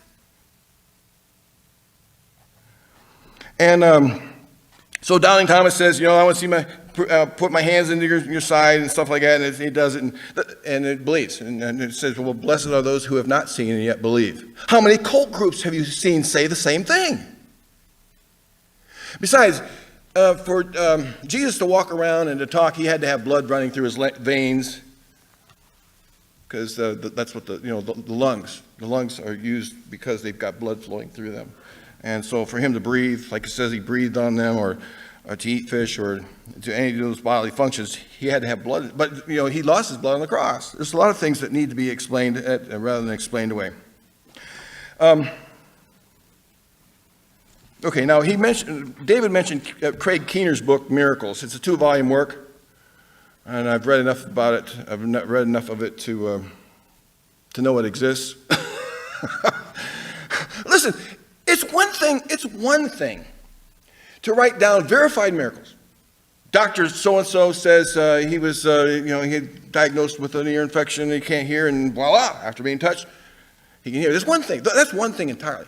What Craig Keener did was, I should have put him in my new book, under the chapter, When All Else Fails, Lie. I'm not accusing Craig Keener of lying, but it's dishonest what he did. All he did is he traveled around, he listened to stories told by people. The person said this, he wrote it down. The person said that, he wrote it down. And he admits that, of course. I guess it's not that dishonest after all. But you can't believe that. You can't believe just people's stories. Otherwise, you're going to go travel in India, travel Africa. I mean, hear their stories. Some of these cultures are superstitious people. And they'll credit God with a miracle at the drop of a hand. And you need to be questioning of those sorts of things, rather than just write them all down and then to use it as evidence. You can't use that as evidence. Listen to the stories themselves. I have doubts that the resurrection happened, so why would I doubt that? And I don't doubt everything either. I don't doubt your writing. I don't doubt that what you have to say is going to be really good. But I doubt it. It's just the same, because I'm a radical doubter. But all right, here's I don't know if this is a good place to do that. Just ring the buzzer when you want me to stop, and I'll stop. Give me a few seconds, because I've said all I want to say, and I'm just wasting space here. I'd rather be a comedian. You know that? They can throw tomatoes at me that way, and I deserve them, I suppose. But here's what Keith Parsons did when he summed up the evidence. We have, at best, our second, third, or fourth-hand reports of those experiences of the resurrection of Jesus as recounted in the Gospels. We have, at best, second, third, and fourth-hand reports of those experiences of Jesus. There's no reason to think that the Gospel records are particularly reliable. On the contrary, he says, how much confidence can we have in documents, one, written by persons unknown? Can you imagine a court trial of people accusing somebody of something, and who is this person? I don't know. What's their relationship to the defendant? We don't know. Where they live? We don't know. What's their gender? We don't know.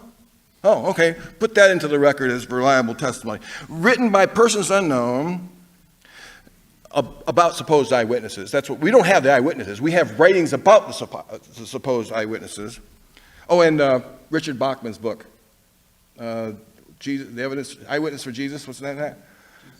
Jesus and the eyewitnesses. Yeah, Richard Bachman proves that the eyewitnesses were there. Oh, yeah, sure they did. Yeah, because they all share the same names. I mean, there's lots of Marys and lots of Pauls, lots of Jesuses and lots of Peters. So therefore, these people really must have existed. I mean, the real 12 disciples and Mary and Magdalene, because those were common names back then. So therefore, there must have been, real disciples named those people who actually did and said the things they did, something like that. But, the Gospels also record strange events, like an earthquake at the time of death of Jesus, and saints coming out of their graves, and other kinds of sorts of things that I would consider bizarre, but you may not. Okay. 2, composed 40 years or more after the events. 3, based on oral traditions. 4, containing many undeniably fictional elements. 5, each with clear theological bias and apologetic agenda. 6, contradicting many known facts. 7, inconsistent with each other. 8, with very little corroboration from non-Christian sources. 9, testifying to occurrences which in any other context would be regarded as unlikely in the stream. And he says no, and I say no.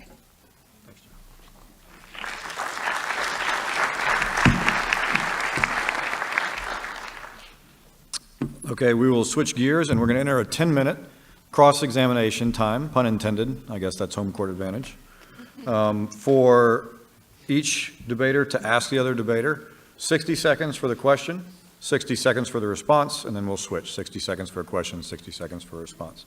David, the first question is yours. Oh, we agreed that it was going to be just crossfire, kind of say whatever you want rather than just ask questions. Okay, then we will allow 1 minute for each. Ready? Go ahead. All right, John, I have one request. If you want to call Just me, one. if you want to call me the worst dirtbag the world has ever seen, I Never. give you permission to do that fully. But please don't say anything about Craig Keener. Everyone who's ever seen this man speak knows that this is a phenomenal man of integrity. You may disagree with his method of going around for eyewitnesses, but notice what John kept complaining about. Why don't we have the eyewitnesses of the resurrection? Why don't we have the eyewitnesses? Why don't we have the eyewitnesses? Craig Keener says, all right, I'll go around the world collecting data from eyewitnesses. Everyone who is apparently involved or anywhere near it, I'll ask them all questions. I'll put the reports together. And John says, this is nothing. This is horrible. What an evil person. Very interesting methodology. If there's no eyewitness, you can dismiss it based on no eyewitness. If you have a ton of eyewitnesses, well, who cares what eyewitnesses say? They're just superstitious, biased people. And so basically, again, there's just no evidence that could ever convince you out of this level of skepticism. You have to be starting with naturalism to say, there are hundreds of millions of people who say they've witnessed miracles. I'm ruling them all out as idiots ahead of time. So the answer to your question is, wait, was that a question? Crossfire, say whatever you want. Oh, You can comment. I like you. Yeah, you're a good guy. No, it just seems like to me, like I said, I only touched the cover of that book and smelled it and kind of put it back on the shelf, but it's not a way for doing testimony. I mean, there are clearly superstitious people groups that, all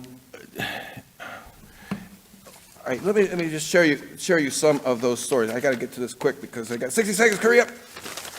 All right, I'm not going to get it. The world of the Bible is filled with all kinds of those stories, and incredible stories of snakes that talk, where there are gods and goddesses that ruled over specific lands of the earth and met in divine councils to decide our fate. It was a world where the gods and the suns lived in the sky, and people who died went to the dark recesses of the earth, and people who went to the good place were good. It was a world where snake and donkey talk, where giants lived in the land, where people could live to be more than 900 years old, where a mother was turned into a pillar of salt, where a pillar of fire could lead people by night, where sun stopped moving across the sky or could even back up, where an axe head could float, or a star could point down on a specific home and move, where people could instantly speak Thank you, unlearned John. languages. We'll switch. There are people like that. There are people and cultures like My that. time, John, my time. And the people he interviewed. Now, notice what John says. While the time of the Bible is filled with all these superstitious, let's say it correctly, there are people who believe that miraculous things occurred. Guess what? If you get outside of Europe and America, that's standard, right? That's standard. I mean, we're talking about converts in China, depending on the study, between 50 and 90% of them who convert to Christianity because they believe they've seen a miracle. How do you just say they're all wrong? That they're all wrong, right? And how do you? Well, they're just superstitious. So anyone who says they've seen a miracle is automatically superstitious and is ruled out of court. What evidence could you ever ask for, right? If we all saw a miracle right now, right in front of us, and we all concluded that we'd seen a miracle, suddenly we're irrelevant because we believe in miracles and therefore we're superstitious. John, they're not dumb people, they're Asian. Normally you can't say stereotypes, but Asians like that one, so I'll let it slide. Thank you, David. John. I never say that ancient people were stupid, or Asians, or any other grouping of people, or gender, or sexual orientation. I don't say that at all, but I do say that there are some people who are superstitious. Not stupid, just superstitious. They just don't know any better, and a lot of us don't know any better about a lot of different things, and science came along and helped us. It's not a God, it's not a savior, but it's the best method we know for knowing the truth about the nature of things and which religion is true if there is one. But I didn't get to finish, but the handkerchiefs that could heal people, shadows that could heal people, where a pool was stirred, you jumped in it and you could get healed, where a flood could cover the whole earth, where a man could be swallowed by a great fish and live to tell about it, where a man could walk on water, calm a stormy sea, or change water into wine. It was a world populated by demons that could wreak havoc on the earth and also made people very sick. It was a world of idol worship where human and animal sacrifices pleads God. In this world we find visions, inspired dreams, prophetic utterances, miracle workers, magicians, and diviners and sorcerers, and I need a nurse right now. I'll catch you at your breath. Thank you, John. David. All right, John's not saying that all the people around the world, the hundreds of millions of people around the world who claim to have witnessed miracles are stupid. They're just superstitious. But think about the situations and think about the actual cases. Child stops breathing for hours. Christian prays over the child. Child gets up. You don't need to be superstitious to think that something has happened there, right? That something supernatural has occurred. By the way, these are the kinds of stories that the 1,100-page book on miracles is filled with. You either have to say, you can't just say they're all superstitious. You have to say a lot of people are lying here, because it's not superstitious to say kid's not breathing for a couple hours, kid's alive now after Christian praise. It doesn't take superstition to come up with that. That seems like the only possible view of it, and yet, unless, of course, you're committed to rejecting any such evidence. John.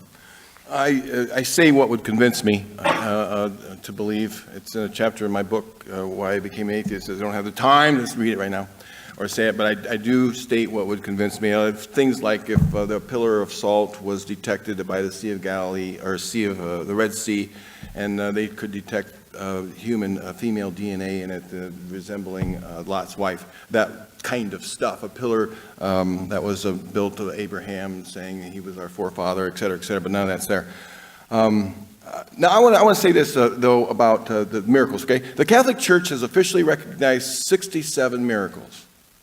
A rough estimation of the general reliability of human testimony from Lourdes, France, comes out to be 0.000167, because millions of Catholics claim to have been healed in the same way. But The reliability of human testimony for human miracles comes out to that. Now, that was investigated by the Catholic Church, believers. I would like to investigate those miracle claims myself, but I don't get the chance to do that. So human testimony about miracles is notoriously unreliable. Craig Keener's thesis is bad. Thank you, John. Impossible. Well, I would invite you to read it. It's a lot of interesting statistics there, and let's just say the world is filled with a lot of people who convert to religions based on their own lies, and then really just love to spread lots of lies about them. But John, I have an interesting question. I based my entire case for the resurrection of Jesus on the earliest Christian testimony we have, not according to me, according to critical atheist agnostic scholars, and facts that are agreed upon by scholars from across the board. Notice the people I'm quoting: Bart Ehrman, people from the Jesus Seminar, people who really disagree with me a lot. And in response, John he says there's discrepancies in the Gospels, which I didn't even use as part of my case. I'd love to have a discussion about those, but it just has nothing to do with my case. And then the only sort of scholarly response is polyamorous Richard Carrier, who specializes in ancient Roman science, not in historical Jesus studies. Keith Parsons, who's a philosopher, not a historical Jesus scholar or New Testament scholar. Thank you, and David. some anonymous guy who dates the book of Luke to 140, which I've never heard anyone do. Thanks, David. John?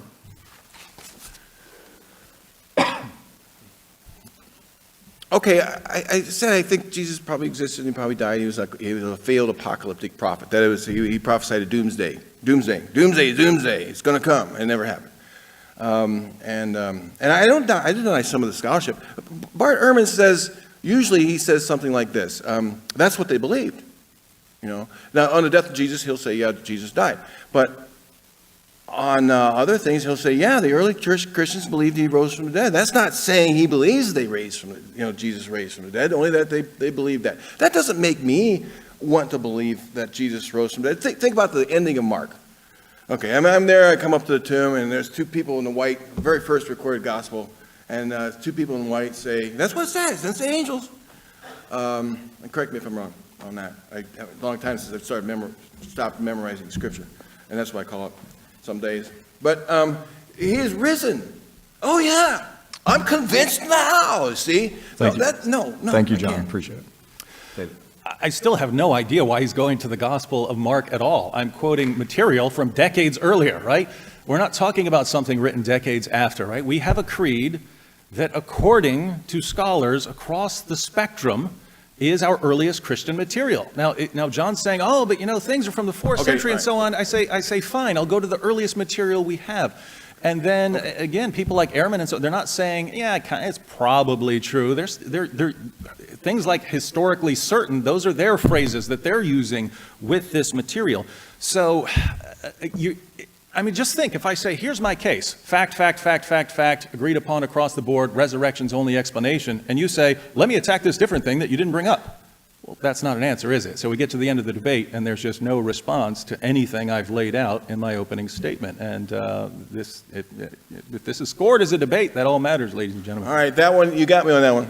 I responded to a different question than you asked. 1 Corinthians 15 recounts the stories of people who were convinced that Jesus rose from the dead. It is the earliest one. The thing is, Paul denies, we have a dispute in Galatians, because Paul says, I deny having received this from men. And you said, chapter 2, he says, well, he did, associate with these guys. But in 1 Corinthians 13, he says, he uses very strong language in the Greek that says that, no, I did not receive these doctrines. I forget how it's worded exactly. These things, I did not receive any official teaching. That's the import of that, about these things.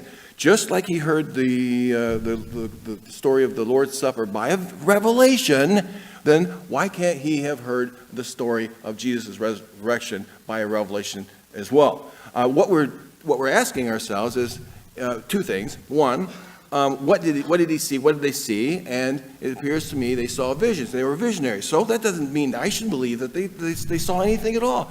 And two, did they all tell the same stories? I have no way of questioning them. Thank you, John. We appreciate it. Round of applause for a difficult section there. Thank you to our two debaters. Now we'll have 5-minute closing statements from each side. David will go first.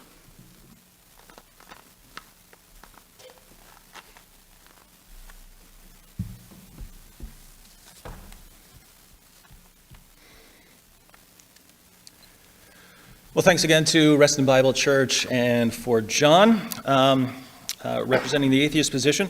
I've presented facts, and I've shown that these facts are not disputed.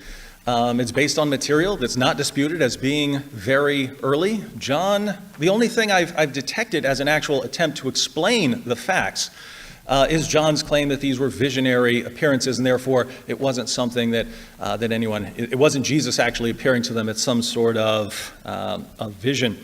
Let me just go ahead and quote something here. This is from Gary Sibsey, who is a psychologist at Piedmont Psychiatric Center. He writes, "I have surveyed the professional literature, peer-reviewed journal articles, and books written by psychologists, psychiatrists, and other relevant healthcare professionals during the past 2 decades, and have yet to find a single documented case of a group hallucination. That is, an event for which more than one person purportedly shared in a visual or other sensory perception where there was clearly no external referent." Group hallucinations would be extremely rare, right? Because if you're hallucinating, there's nothing out there. Other people will not see it. There are apparently phenomena where a bunch of people can be hallucinating at the same time, but these are people who are all expecting things, and not everyone sees it, right? They're independent hallucinations, in other words. Maybe they're seeing some person that they want to see. The disciples were distraught. The disciples, they were done, right? Their work was done. Their guy died. If your Messiah died, you went and got a new Messiah. That's it. They've been wasting all of these years. They're not in the state of mind. They're not in the state of mind to have these hallucinations that are fueled by expectation of seeing someone. And even if we did think that suddenly group hallucinations were incredibly popular in the first century among Jesus followers, what do you do with James? What do you do with Paul? They're certainly not expecting Jesus to appear to them. So you need one very odd theory upon another. You need theory upon theory upon theory upon theory to account for every little bit of piece of evidence we have. And is there a limit to the absurdity involved? When everything we know tells us that's not the sort of thing that happens. I mean, that's the rule that people are applying to the resurrection. Well, the resurrection's not sort of thing that happens. Well, multiple repeated group appearances, that doesn't happen. So what's going on here? But notice there's a difference. We know that these things don't happen. You can't just say resurrections don't happen, right? You can't say that without presupposing naturalism, and that's what we simply cannot presuppose. So group hallucinations would be extremely rare, and so the only explanation we've had tonight for the actual facts that I presented just fails. And notice, you could explain anything if you wanted to say, hey, repeated group hallucinations can be used to explain what lots of people, friends and foes, as individuals and small groups and in a large group, all claim to have seen and are willing to go to their death proclaiming. You could explain this debate tonight. Do we have a debate? No. Everyone just hallucinated the same thing. You could explain anything in history that way. So if you have to resort to this sort of method, can you really say, as John did, I want to believe. I'm looking for a reason to believe. I don't think so. So tonight I've shown that Jesus died by crucifixion, that his friends and foes became convinced that he had appeared to them, that it was belief in bodily resurrection. So this can't be a vision. If it's a vision, they would conclude they had a vision. They would say, hey, I had a vision of Jesus. He's appeared to me from heaven. They would have never said resurrection. Paul, a Shammite Pharisee, would never have concluded resurrection. It went against everything he believed. Something big had to happen to shake all of these men into the belief that not only had they seen Jesus in a vision, they had seen him resurrected. He was now resurrected. What could do that? Well, resurrection can do that. Hallucination and visions just can't do that. There's just no way. So as far as what John has replied, it's, well, we can't know much about history. There are discrepancies in the Gospels, even though my case hasn't been based on them at all. Stories are growing incrementally, even though I pointed out you can put the Gospels in any order you want, and you can show that they're evolving stories just because some of them include more detail. And my case was based on material much earlier than the Gospels.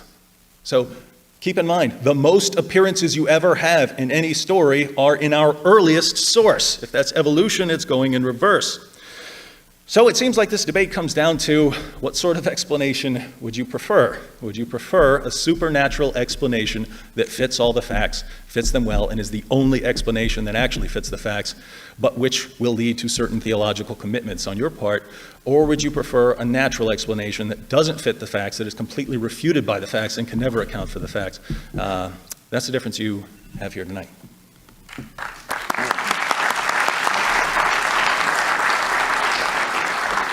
And now John's 5-minute closing statement.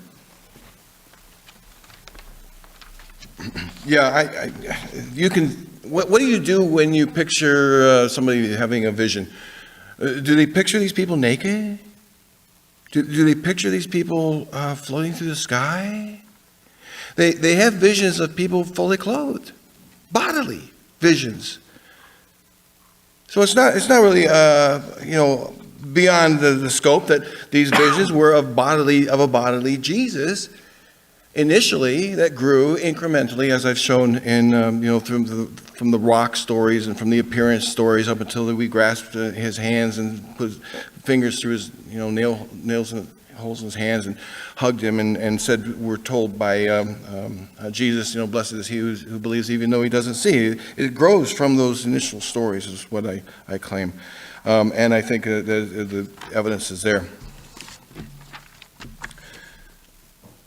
The bottom line is that in my world, miracles do not happen. What world are apologists like David Wood and Mike Licona and William Lane Craig living in? The odds of a resurrection, from my experience, are 0. I must judge the past from the present knowledge I have. God may have done a plethora of miracles in the past, and he may do another plethora of miracles in the future, but in my world, miracles don't happen. God could do that. Craig Keener could actually document that, but they don't happen. And I have better critical facilities about that. I'm sorry, I wish they did happen in a way. They just don't, they just don't. If they did, then, let's have one. Let's have one. And the standard one is take somebody whose leg has been amputated and have it grow back in front of us. But God does things mysteriously. He does things different. He does things under a cloud of mystery, and only the believers can actually see that sort of stuff. And that'd be testing him too much. We don't want to do that. So I can't really reasonably do otherwise. So let me just read you from Bart Ehrman, since he's been bandied about a little bit today, and says, all historians can do is show what probably happened. That's the problem with miracles. Miracles, by our very definition of the term, are virtually impossible events. So miracles, by their very nature, are always the least probable explanations for what happened. Suppose that Jesus was buried by Joseph of Arimathea, and then a couple of Jesus' followers, not among the 12, decided that night to move the body somewhere more appropriate. And they encountered a couple of Roman legionnaires who catch these followers with this dead body, and in the process they end up killing them because they suspect foul play. And so now the soldiers they have 3 bodies in their hand. They don't know which one was being carried, and so they decide to just get rid of them. Take a cart and cart these 3 corpses off to the valley of the grave yard and dump them. And then within 3 or 4 minutes, the bodies had deteriorated beyond recognition. Jesus' original tomb is empty, and no one seems to know why. Now, is this scenario likely, Bart Ehrman says? No, it's not likely at all. Am I proposing that this is what happened? No, he says, absolutely not. I'm not proposing that this is what happened. Is it more probable that something like this may have happened than that a miracle happened and Jesus left the tomb to ascend into heaven? Absolutely, he says. From a purely historical point of view, a highly unlikely, improbable event is far more probable than a virtually impossible one. And with that, I end. Thank you so much.